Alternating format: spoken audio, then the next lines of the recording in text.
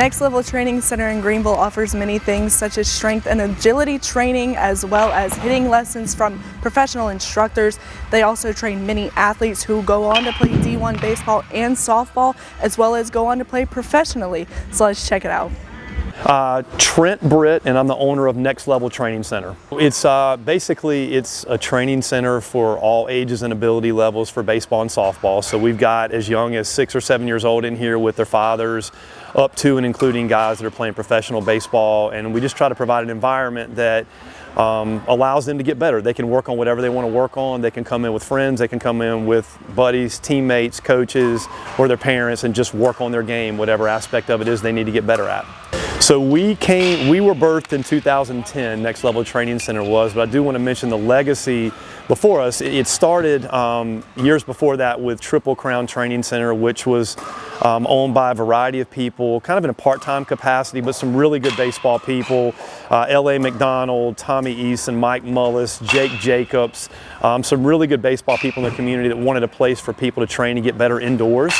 And it changed hands a couple of times part-time, and then in 2010 we came in and decided to try to give it a go as a full-time business, and that's kind of where we started. So the core and the heart of what we do is just provide facility usage for members to be able to come in and spend as many hours a day as they want in here. So that's the membership side and the ability for people to come in. They don't have to schedule any time. If they're a member, they can use the facility however they see fit. Then there's the services side where we provide private instruction for hitting, fielding, pitching, catching, with a tremendous staff of former players, coaches, people that have been around the game for most, if not all, their lives.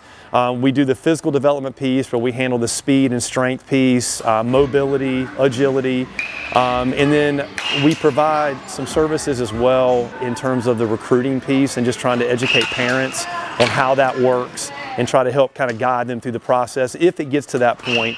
And that's not the goal of the facility, but it's a nice thing on the back end that if they're talented enough and it gets there, we're able to kind of help steer them with that as well. Yeah, so we're Pitt Community College, we're their indoor home. So if they get weathered off their field, they're typically in here from 1:30 to 3:30 each day. And Coach Easton and I have a great relationship. I watched him all the way back when he was a player at East Carolina.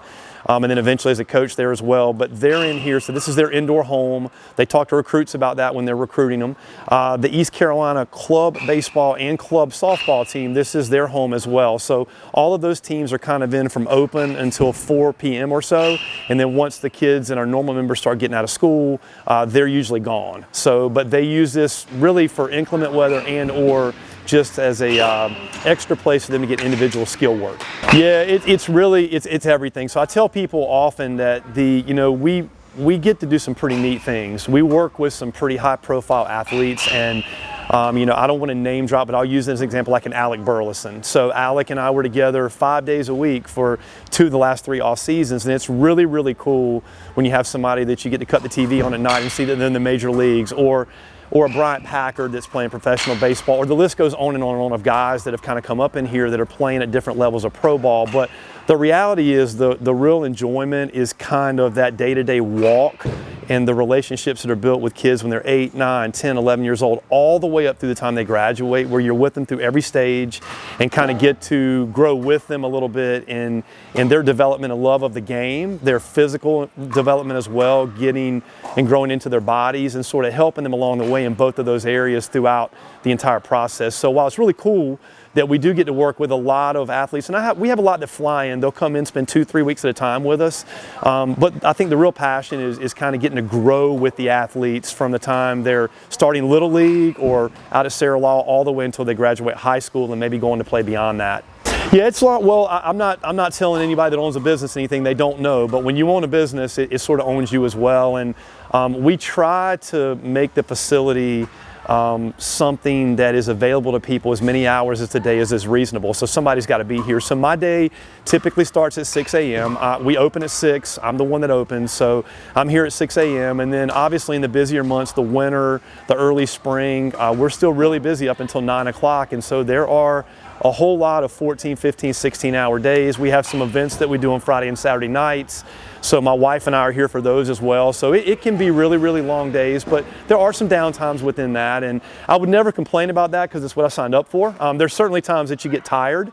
And I wish I did as good a job managing my own hours and energy level as I do trying to help other people do that. But I sort of just usually will just throw it on my back and do it. And so it's a lot of hours and a lot of days. There's not many days off in the wintertime or the early spring. But again, I'm also in a great environment and I'm blessed to get to do what I do. So some days it flies by. It's really getting to watch the development of the kids. And I know it may sound a little bit corny, but when you spend the hours with these kids that we do, there's a lot of fulfillment in seeing them have a big night out on the field or achieve something and knowing that you had some small part in it, along with their skill coaches, their coaches at the time. And keep in mind, a lot of times coaches will have these players for high school or for middle school or for Little League, but some of these kids we're with that entire time.